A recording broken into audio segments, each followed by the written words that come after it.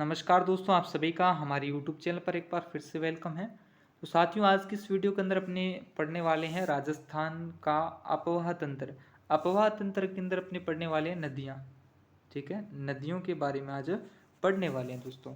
ठीक है, तो दोस्तों नदियों के बारे में जहाँ पर भी राजस्थान की ज्योग्राफी और ज्योग्राफी के अंदर मेनली दोस्तों टॉपिक देखा जाए नदियाँ एक विशेष टॉपिक आता है। स्पेशली यहाँ पर दोस्तों इस टॉपिक से कई बार क्वेश्चंस पूछे हुए हैं, तो उन सभी क्वेश्चंस को साथ साथ में डिस्कस करेंगे। और साथ में जो मेरे नोट्स है, अभी जो आपके पीडीएफ जो चल रही है, ये मेरे द्वारा बनाए हुए हस्तलिखित नोट्स है, इनके माध्यम से अपने करने वाले हैं क्विक रिविजन। ठीक है, क्विक रिविजन करने वाले हैं, क्योंकि दोस्तों ऐसे अपने करेंगे आराम से आराम से तो वीडियो क्या है काफ़ी लंबी हो जाएगी। और आपको पता है कि आपका वनपाल वनरक्षक का एग्ज़ाम अभी बहुत ज़्यादा नज़दीक है, तो ऐसे के अंदर जो भी मटेरियल है अपने, तो वो अपने फटाफट से रिवीजन एज ए रिवीजन करने वाले हैं दोस्तों। ठीक है, तो ये मेरे नोट्स हैं, इनके अंदर से जो भी मेन जो आपके लिए एग्जाम पॉइंट ऑफ व्यू से मेन जो बातें हैं वो सभी अपने डिस्कस करने वाले हैं। और पूरा टॉपिक रिवाइज होगा दोस्तों यहाँ से, ऐसा नहीं कि प्रश्नोत्तरी चलाएं फिर और चलाएं। ठीक है, तो पूरा टॉपिक रिवाइज करेंगे अपने, कोई दिक्कत नहीं है दोस्तों। चलिए दोस्तों स्टार्ट करें, लेकिन स्टार्ट करने से पहले दोस्तों मैं आपसे कहना चाहूँगा कि हम आपके लिए इतनी मेहनत कर रहे हैं, तो आपके एक छोटा सा लाइक हमें और भी ऐसी वीडियोस बनाने के लिए प्रेरित करेगा। तो एक वीडियो को लाइक करना और चैनल को सब्सक्राइब करें दोस्तों। चैनल को सब्सक्राइब करें दोस्तों, इसके अंदर आपका कोई पैसा वगैरह लगने वाला है नहीं दोस्तों। इससे क्या होगा दोस्तों, जो भी नोटिफिकेशन होगा हमारे चैनल के थ्रू आपको सबसे पहले मिल जाएगा दोस्तों।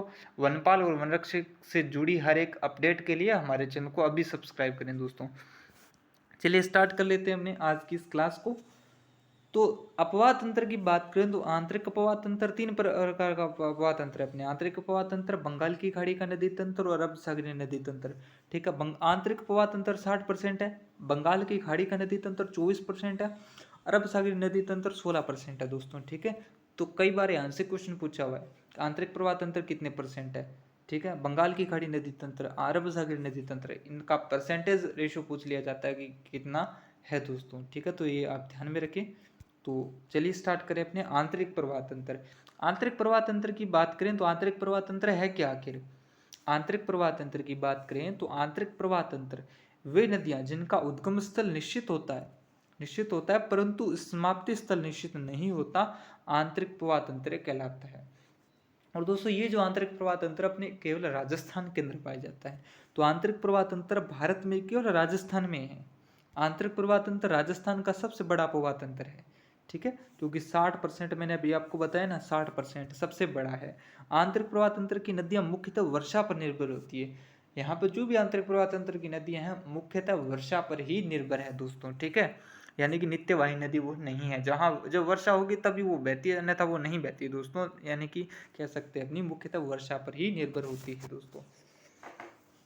अब दोस्तों आंतरिक प्रवाह तंत्र की प्रमुख नदियां जो अपने राजस्थान के अंदर, जिनसे कई बार एग्जाम के अंदर क्वेश्चन पूछा हुआ है सीधा सीधा, कौन कौन सी नदियां दोस्तों, किस टाइप के क्वेश्चन, पहले आप देखें कि जो क्वेश्चन पूछा जाता है वो ऐसे पूछ लिया जाता है कि निम्न में से कौन सी आंतरिक प्रवाह तंत्र की नदी नहीं है दोस्तों।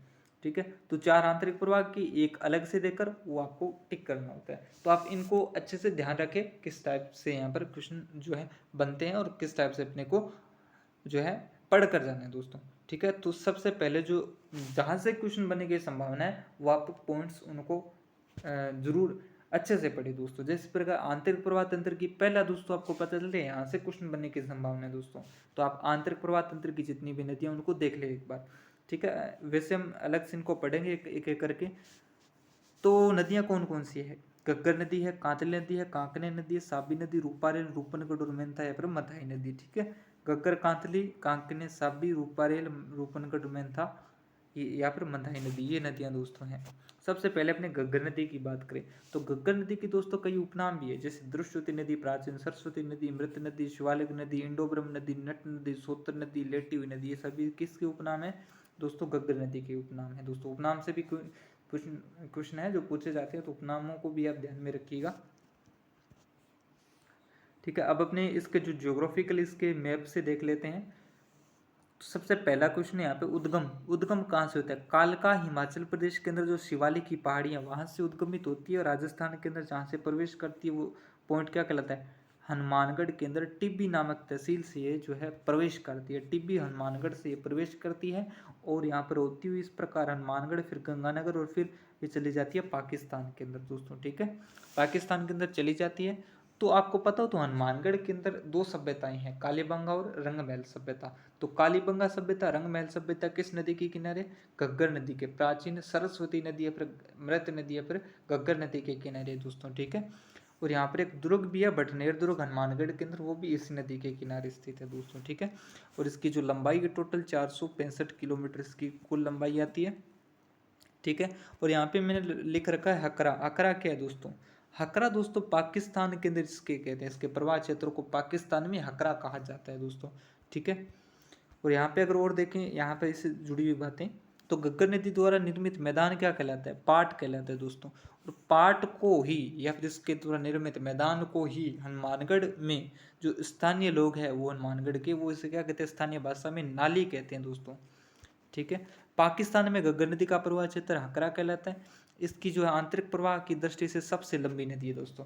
अभी मैंने कहा है कि आंतरिक प्रवाह की दृष्टि से आंतरिक प्रवाह की सबसे लंबी नदी है दोस्तों। ठीक है, तो कितनी लंबाई? 465 किलोमीटर है दोस्तों। ठीक है, तो ध्यान में रखिए आंतरिक प्रवाह की सबसे लंबी नदी राजस्थान की 465 किलोमीटर लंबी नदी कौन सी? घग्गर नदी है दोस्तों। कालीबंगा व रंगमहल ये सभ्यता सिंधु घाटी सभ्यता के अवशेष है दोस्तों। ठीक है, यहाँ से मिले हैं दोस्तों।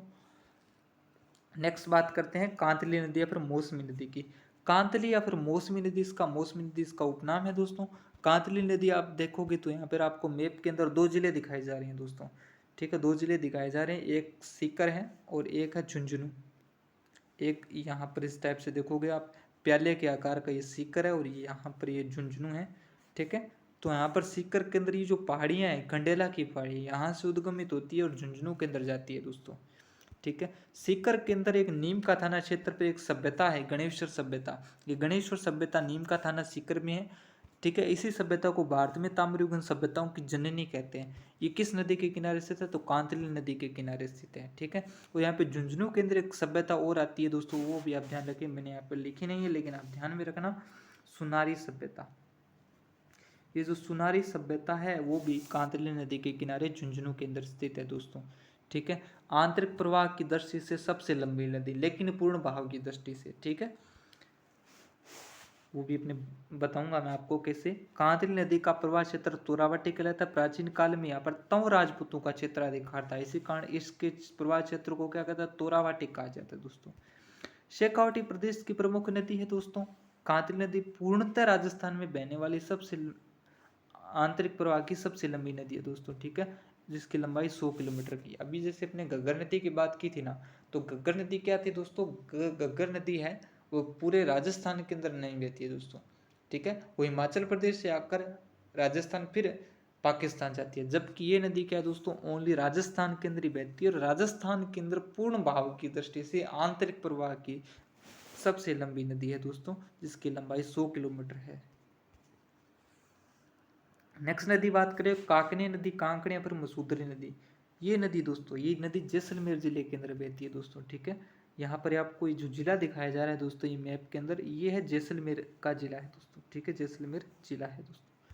तो यहाँ पे जैसलमेर के अंदर पहाड़ियाँ हैं, कोटड़ी की पहाड़ी जैसलमेर के अंदर, वहाँ से उद्गमित होकर ये भुज झील के अंदर चली जाती है दोस्तों। ठीक है, इसकी लंबाई क्या? मात्र 17 किलोमीटर है। ठीक है, तो आंतरिक प्रवाह की दृष्टि से राजस्थान की सबसे छोटी नदी कौन सी है? कांकणी नदी है दोस्तों। ठीक है, कांकणी फिर कांकनी नदी, फिर इसे मसूदरी नदी भी कहते हैं। ठीक है, आंतरिक प्रवाह की दृष्टि से सबसे छोटी नदी, 17 किलोमीटर इसकी लंबाई है। और यहाँ पर जैसलमेर के अंदर मीठे पानी की झील भुज झील का निर्माण करती है, क्योंकि जो है भुज झील के अंदर चली जाती है। नेक्स्ट बात करें तो साबी नदी।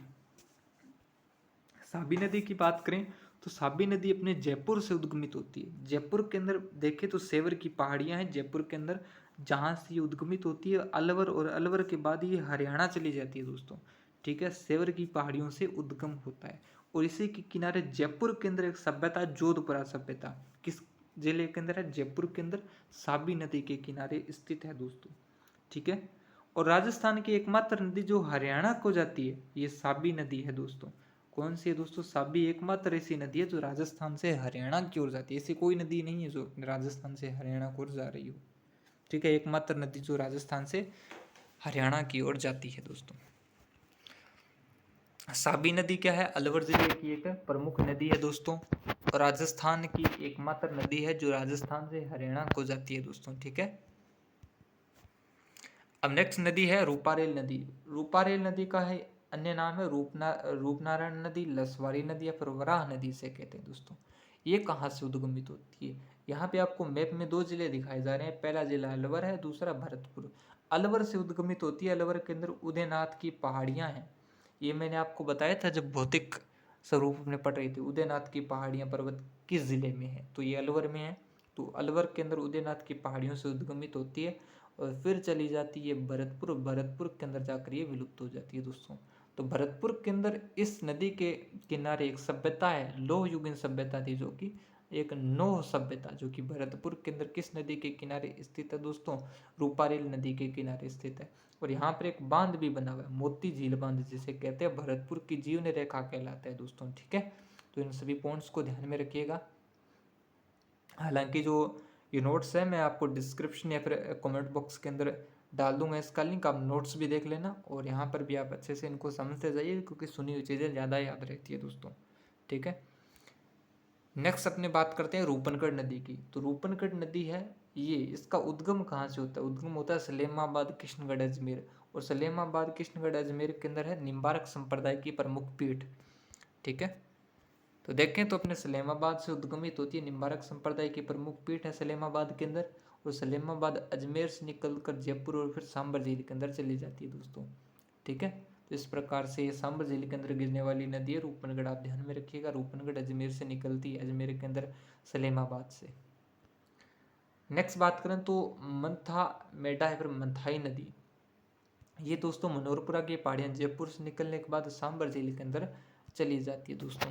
ठीक है, तो ये थी तो दोस्तों अपनी आंतरिक प्रवाह की नदियाँ, जिनको आज की क्लास में हमने आंतरिक प्रवाह की पढ़ी है।